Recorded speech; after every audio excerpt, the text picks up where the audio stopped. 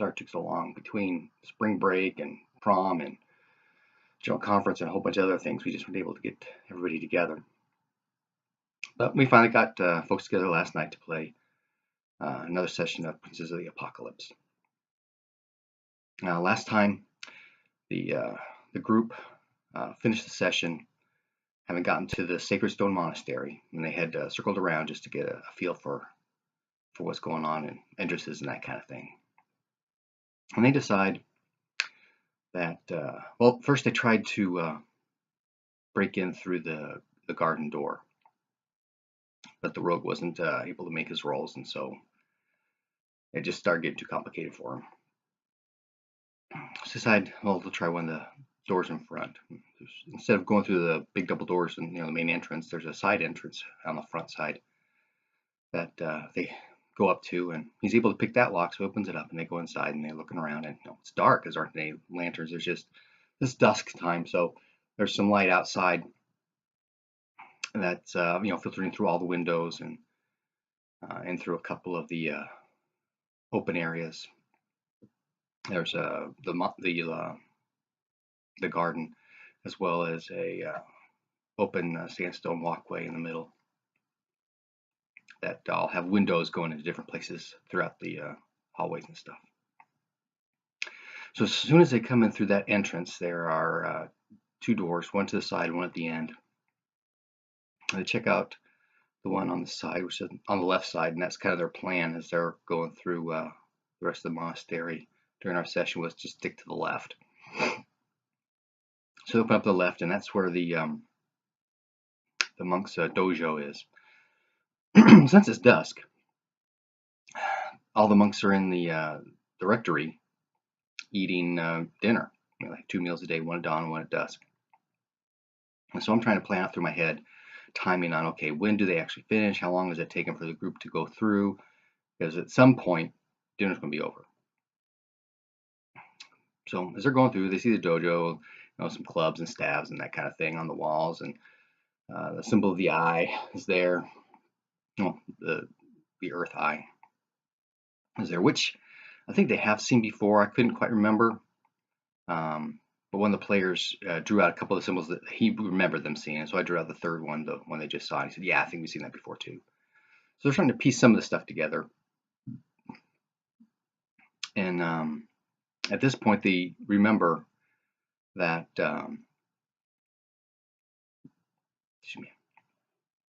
that this is the Sacred Stone Monastery, which they learned from the Knights of Tyr that they're looking for the body of the knight for. And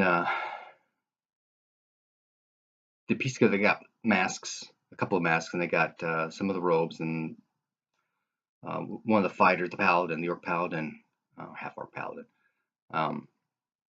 is actually armored up in some Sacred Stone guard armory.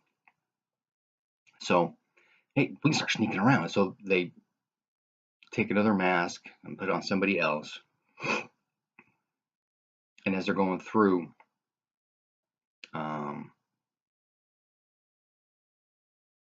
they're just checking stuff out. But it's dinner time again. Nobody's there. There's the two guards at the front door, which they'll run into in just a minute. And there's the Drugar that are in their room, waiting for dinner to get over so they can eat and then do their thing at night. So they, after the dojo, they go to the next room over on the left, and that's the scriptorium. So they start, flipping through there. There's a couple of scrolls they found, and some of the writings of Marlos, the prophet of the earth, of the dark earth. A little booklet, kind of a diary, as I interpreted, of him and his thoughts and what's been going on with him. So they learn his name, that he's the prophet of the dark earth. They didn't ask much more about that, but they'll learn that he's had visions and he found Iron Fang and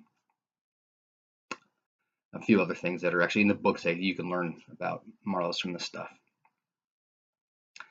So after the scriptorium, the hallway ends, and so they open the door, and this is the drow elf who's the rogue, He's being sneaky. He's checking for traps. He's checking for locks. And he pushes the door open. The two guards turn. They see him, so they attack. Roll initiative. They rolled really bad. They were like a 2. So they're going at the end of the round, and people start filtering in. They pretty much surround him. The imp is invisible, flies in, stings one guy in the neck. Don't remember if he made a save, but they both, lived for a couple of rounds before the party, eventually killed him. And so they take masks and robes from these guys to dress up everybody else. So they've got 2 dressed up as monks, and one in the Sacred Stone Armory, and then you've got the barbarian who's wearing, his bear cloak and stuff. So other than the exit out to the front, there's one other door, so they go through that door.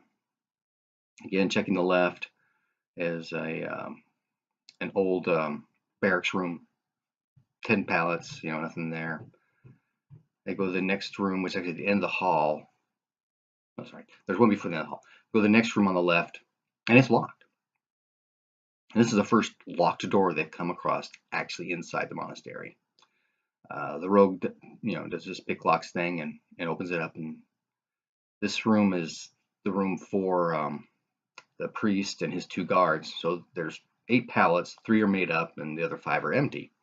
And they each have a chest at the end of the bed. So they, run through the chests. They weren't locked because they just have, extra linens and clothes and stuff. Then the sorcerer decides, there's also a table and chairs in here, and a stove, an iron stove kind of thing to help keep the place warm when it's cold.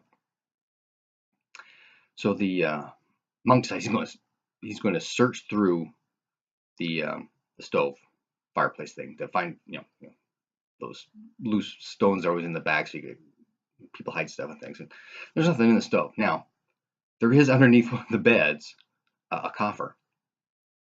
It's locked. It's got the dark priest's personal stuff. There's a couple scrolls and things. But they didn't really search the room. They just went right for that the stove, and that's all there was. So they come out and they check this other door, and the one at the end of the hall. And the hallway actually turns. It goes north. When they got to the end of the hall, they went ahead and the sorcerer was kind of running the party. Had forgotten he was keeping the left thing. So when they turned the corner, because they got the imp out in front, who's invisible, watching and telling them what's going on. So I'm drawing the map as they go along. And the hallway turns north and ends in a door, and there's also another door on the side. So they go to the end of the hallway, and they're going to go through the door. Did a passive perception for the rogue who's going up to check for traps and check for locks and that kind of thing. And as he gets up there and he's doing his thing, now the monks eat in silence, but there's people serving cups and things, and that's why I made him do a passive perception, see if he can hear anything in there. And sure enough, he hears. So I go, stop. Turns around, everybody, shush, back up. So back up around the corner and says, hey, there's lots of folks in there, I can hear them. And so that's when the sorcerer remembers that he was checking left all the way, and so they go to that third doorway in this part of the hallway. It actually ends on the first branch of the hall. So he checks for traps, no traps. So he kicks the door in. First time they just kick the door in, and this is where there are 6 Drugar. 3 are awake, 3 are dozing, but it's almost time for them to get up anyway. So 3 that are awake, again, they roll bad initiative. So the half-orc barbarian runs in there, sees what's going on, chops one of the guys who's asleep, so it's an automatic crit, that kind of thing. Doesn't quite kill him, hurt him pretty bad. So that one's awake, and the other 3 awake. So I have them all, yell and then go invisible. Then they push their way through the party to get out to the hallway. So they actually split. There's the 4 of them that are up, the 3 that were awake plus the one that got hit. When it comes to his turn, he rolls out and pops up and goes invisible.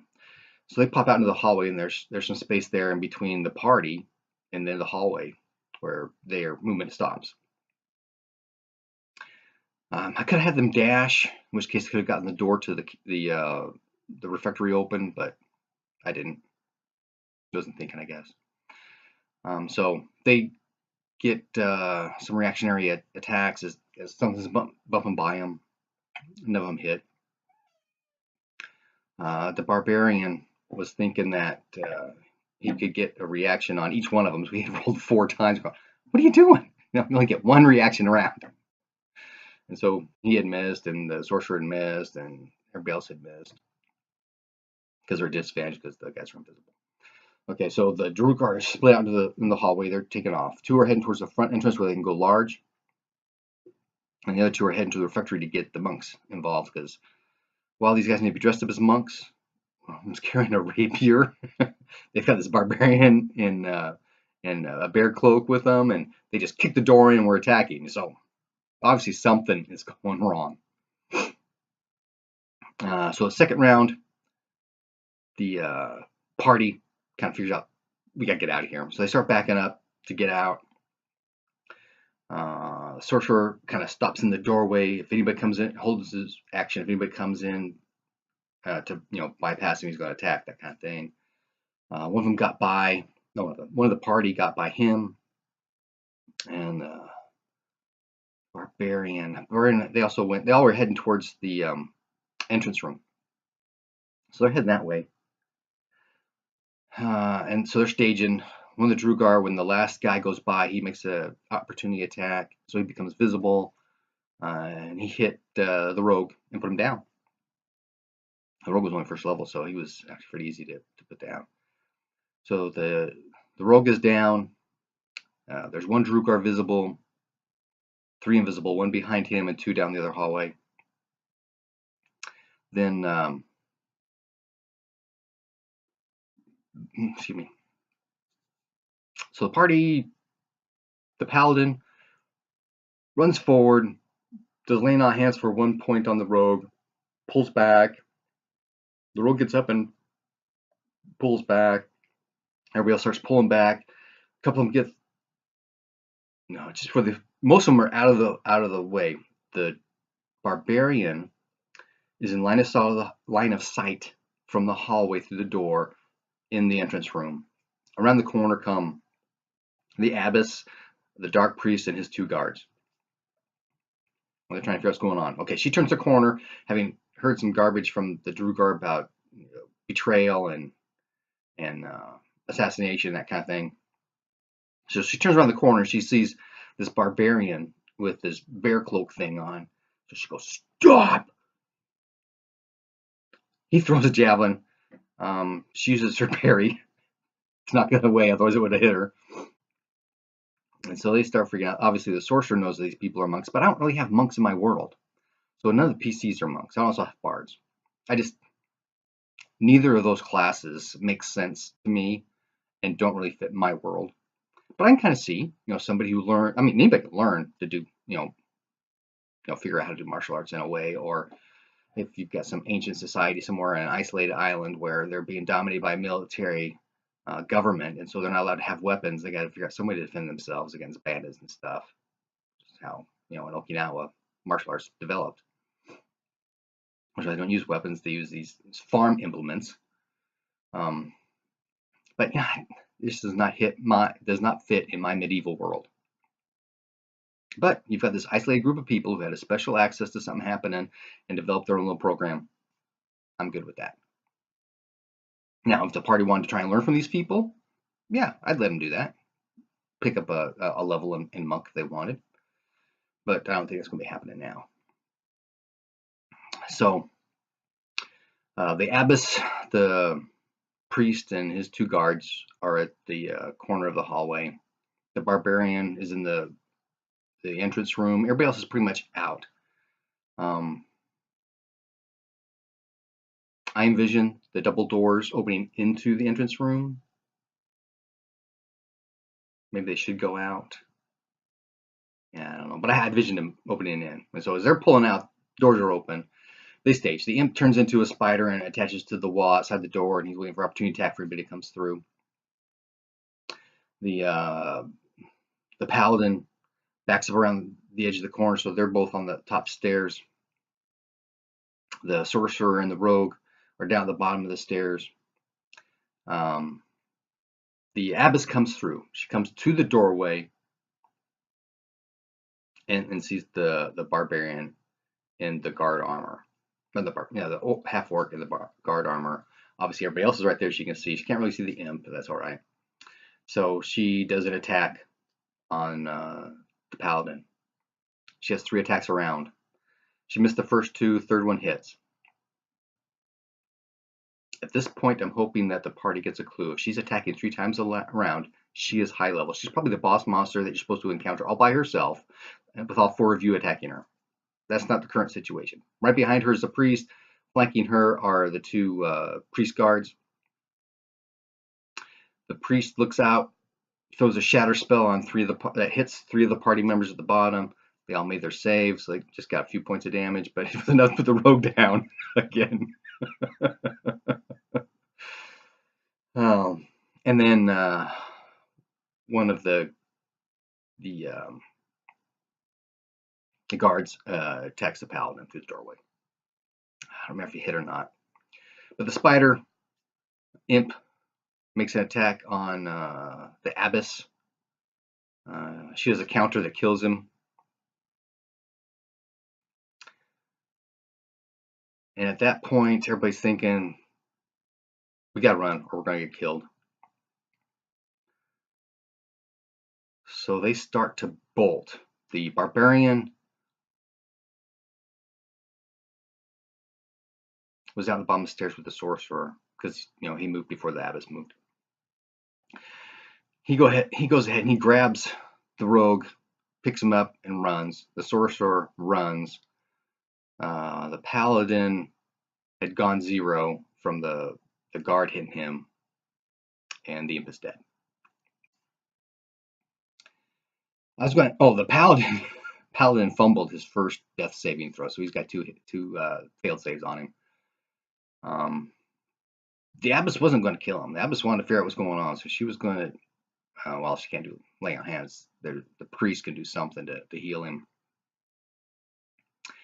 But before the priest can do that, he fails his 3rd save and dies. As they're running, the rogue misses his saving throws and dies. So it wasn't a total party kill. Half of them did die. Now, I made a couple rolls for the abbess and the priest to figure out, are they going to try to chase these guys down or not, or are they just going to, be more wary next time, that kind of thing. And then the Drugar. These guys came in and killed one of their guys. They're pissed. They're going to want some vengeance. So I decided that, well, I made some rolls. Abbess doesn't care. This is part of the responsibilities for the priest. She's busy doing her martial arts stuff, so she, backs out. The priest isn't too worried. They've got a backup plan to replace the 2 guards that are dead in the front hallway. That'll help beef up security and then help put everybody else, extra vigilant, that kind of thing. But the Drugar say, hey, we want blood. He says, okay, go ahead. You can chase them down. Well, we need a couple of you to still go down to the mines, because that's what they do, is they kind of perimeter patrol and then go down the mines. Although, in the module itself, it doesn't say anything about their perimeter, they're patrolling the monastery itself, other than in their room it talks about that's why they're there. Now, if you go down to the mines in the basement, there's a random encounter table in the mines, and the Drugar are there. But there's no random encounter table for the monastery itself, for the Drugar one around at night, because they do at night, they do stuff. Just checking out the hallways, checking doors, being outside, walking around, which is what they should be doing. And I thought about that in between sessions, but I didn't want to throw something new on the party. But obviously, next time, if they come after dark, Drugar are going to be out there. Okay, so the priest tells them he can send. Well, there's 6 of them initially, and one of them died. So I think he said he could send 2. 3 stay and do their job. He can send 2 out. So the 2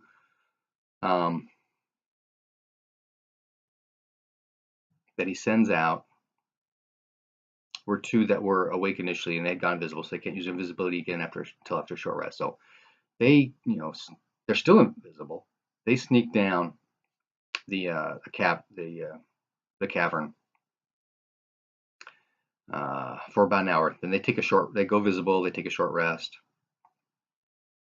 and they sneak out. And their plan is, once they get sight of the party, to enlarge, go invisible, and just whack them all on them. But these guys aren't rangers.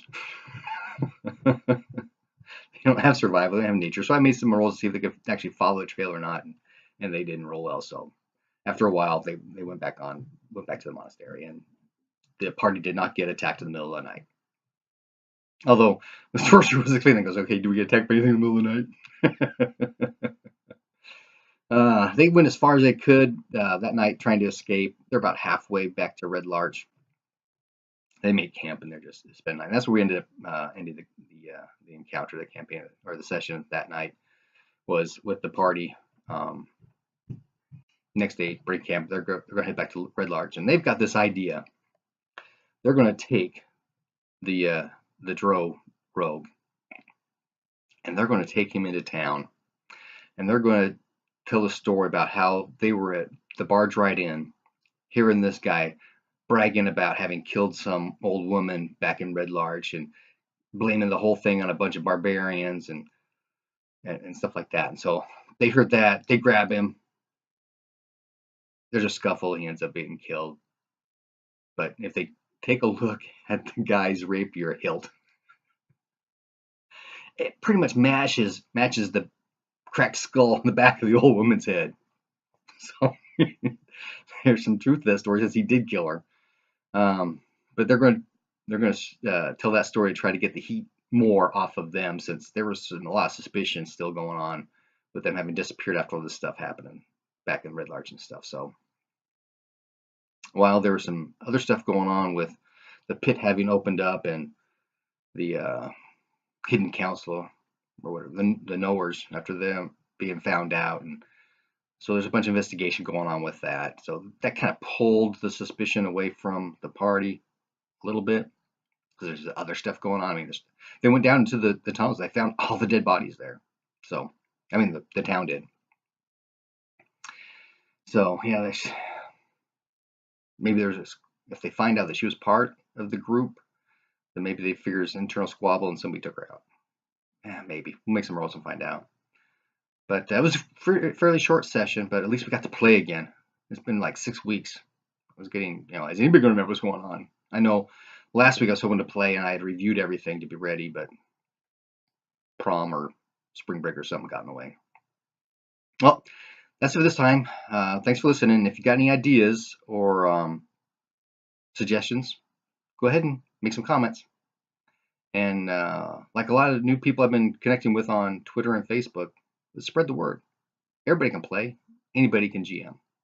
Thanks.